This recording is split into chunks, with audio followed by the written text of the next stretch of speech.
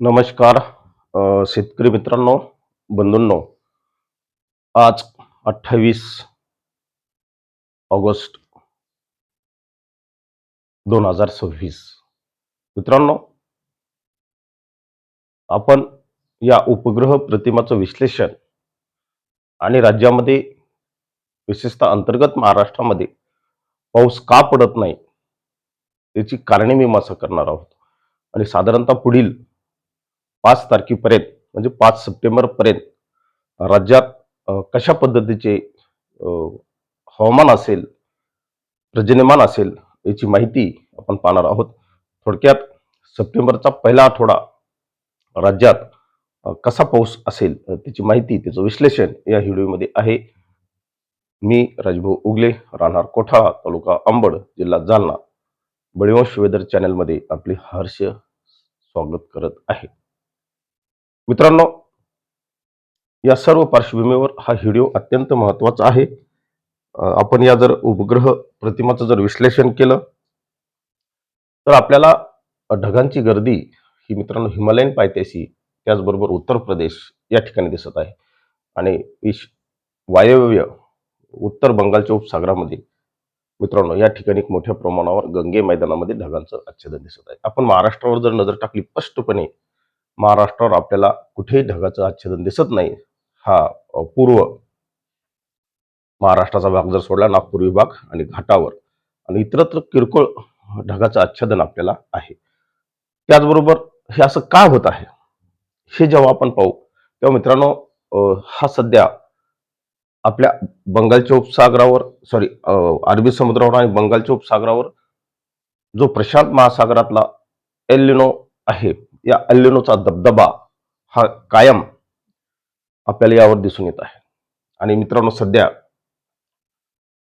जोही पिरियड चालू आहे हा शेतीला अतिशय महत्त्वाचा आहे. शेती पिकांना पाणी देण्यासाठी अतिशय गरजेचा पिरियड आहे. या पिरियडमध्ये शेतकऱ्यांना हलका फुलका का होईना पावसाची अपेक्षा आहे. आणि अशा कालखंडात मित्रांनो, आपण जर खंडाकडे जात असतो, आपल्याला जर पाऊस पडत नसेल तर ही शेतीसाठी आणि भारतीय अर्थव्यवस्थेसाठी चिंताजनक आहे. मित्रांनो, स्पष्टपणे आपल्याला अल्निनोचा दबदबा या ठिकाणी दिसत आहे. पाऊस का पडत नाही तर सोमेलिया जी जेट आहे ही कमकुवत झालेली आहे, ती घाट चढू शकत नाही. त्याचबरोबर मित्रांनो, नैऋत्य मान्सून वारे जो वेग आहे तो मंदावलेला आहे. ते सर्व लाईन उत्तरेकडे शिफ्ट झालेले आहेत आणि म्हणून राज्यामध्ये आपल्या पाऊस नाही. किमान मित्रांनो, राज्याच्या अंतर्गत भागात 5 सप्टेंबर पर्यंत, पहिल्या आठवड्यापर्यंत तरी पावसाची शक्यता आपल्याला फार कमी दिसत आहे. आपण वेगवेगळ्या हे ECMWFचं मॉडेल आहे मित्रांनो, याची जर आपण 5 तारखेपर्यंत जर पाहिलं तर आपल्याला नागपूर विभागातच पावसाच्या नोंदी होताना दिसत आहे. यामध्ये नागपूर विभाग आहे, अमरावती, अकोला या भागात होताना दिसत आहे. परंतु हा जो मोठा निळा पट्टा आपल्याला दिसत आहे, या ठिकाणी मित्रांनो पावसाची शक्यता कमी आहे. यामध्ये छत्रपती संभाजीनगर विभागातील सर्व जिल्हे आहेत.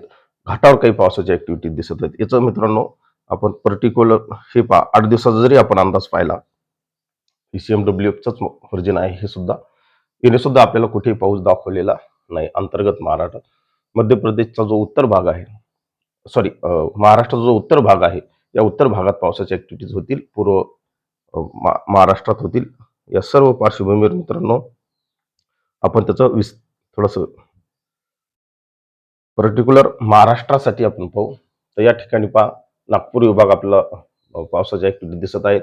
अमरावती विभागाच्या उत्तर साईडला तो मेळघाट मित्रांनो, सातत्याने मी सांगितलं, अमरावती उत्तरला पाऊस होत असतो, परंतु खुद्द अमरावती शहरात सुद्धा कमी असतो. अकोला कमी दिसत आहे. हे सर्व पार्श्वभूमी हे ECMWFचं मॉडेल आहे. पुढील साधारणतः 5 दिवसाचा 5 सप्टेंबर पर्यंतचा हा अंदाज आहे. घाटावर पावसाच्या ऍक्टिव्हिटीज असतील, परंतु अंतर्गत महाराष्ट्रात पाऊस नाही. मित्रांनो, हे GFS हे आहे.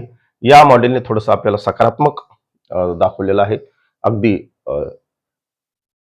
पूर्व मराठवाड्याकडून छत्रपती संभाजीनगरच्या पूर्व भागापर्यंत, जालना उत्तर साईडपर्यंत, अकोला, अमरावती या भागात सुद्धा चांगल्या पावसाच्या ऍक्टिव्हिटीज या व्हर्जनने आपल्याला दाखवलेल्या आहेत. परंतु मित्रांनो, याचे अंदाज आपल्या राज्यात तितकेसे जुळत नाहीत. तुम्ही पाहू शकता मित्रांनो, हे सुद्धा ECMWFचंच व्हर्जन आहे. या व्हर्जने सुद्धा आपल्याला पूर्व आणि घाट या ठिकाणीच पाऊस सक्रिय राहील. अमरावती विभागात सक्रिय राहील. हा निळा कलर आपल्याला विखुरलेल्या आणि हलक्या पावसाची शक्यता दाखवलेली आहे. वेगवेगळे मॉडेल जर आपण पाहिलं मित्रांनो, तुम्ही पाहू शकता. आज 28 तारीख, तुम्ही पाहू शकता 28 तारखेचं हे वातावरण आपल्याला या ठिकाणी मध्य प्रदेशवर ही लो प्रेशर सिस्टीम कार्य करताना दिसत आहे. इथे तुम्ही या इमेजमध्ये सुद्धा पाहू शकता. या सर्व पार्श्वभूमीवर आपल्याला कुठे सध्या राज्यात पाऊस दिसत, ही 31 तारीख पूर्व मराठवाडा डॅमेज पूर्व विदर्भच डॅमेज होताना या सर्व व्हर्जनने दाखवलेले. या सर्व पार्श्वभूमीवर मित्रांनो, राज्याच्या देशाच्या ही जी तुम्हाला मी ॲरो काढून दाखवलेले आहेत, हे मध्य आशियावरून उष्ण आणि कोरडे वारे हे देशामध्ये शिरकाव करत आहेत, देशावर आक्रमण करत आहेत. आणि मित्रांनो, ही सर्व प्रक्रिया 10 सप्टेंबरच्या नंतर घडण्याची शक्यता आहे. परंतु त्याचा जाणीव प्रभाव आपल्याला सध्याच जाणवू लागला आहे. या ठिकाणी दाखवलेलं अगदी निम्म्या भारतापर्यंत त्यांचं आक्रमण हे निश्चितच शेती पिकांसाठी आणि शेतकऱ्यांसाठी निराशाजनक आहे, चिंताजनक आहे. या सर्व पार्श्वभूमीवर अतिशय महत्त्वाचं आहे मित्रांनो, शेती पिकांना सिंचन देऊन आपले पिकं सुरक्षित करणं हे आपण सातत्याने सांगितलेले आहे. एकंदरीत जर पाहिलं तर 5 सप्टेंबरपर्यंत आपल्याला कुठेही चांगल्या पावसाच्या नोंदी होताना दिसत नाहीत, उत्तर आणि पूर्व भाग जर सोडला तर. एक आशेचा किरण मित्रांनो आपल्याला दिसत आहे. या GSFच्या मॉडेलने मित्रांनो 9 तारखेला आपल्याला महाराष्ट्राच्या अंतर्गत भागात पाऊस होताना दाखवलेलं आहे. तर या मॉडेलचे अंदाज कितपत सत्यात उतरत आहेत हे आपल्याला पाहावे लागेल. कारण या मॉडेलला पुष्टी अद्याप कुठल्याही मॉडेलने दिलेली नाही. त्यामुळं आपल्याला लगेच त्याच्यावर विश्वास ठेवता येणार नाही. परंतु जर असं घडलं तर निश्चित 8 तारीख 9 तारखेला राज्याच्या अंतर्गत भागात पावसाच्या हालचाली होतील असे या मॉडेलकडून आपल्याला सिग्नल मिळालेले आहे. मित्रांनो, तोपर्यंत आपल्या शेती पिकांची काळजी घ्या आणि या मॉडेलच्या संकेताकडे आपण लक्ष ठेवूया.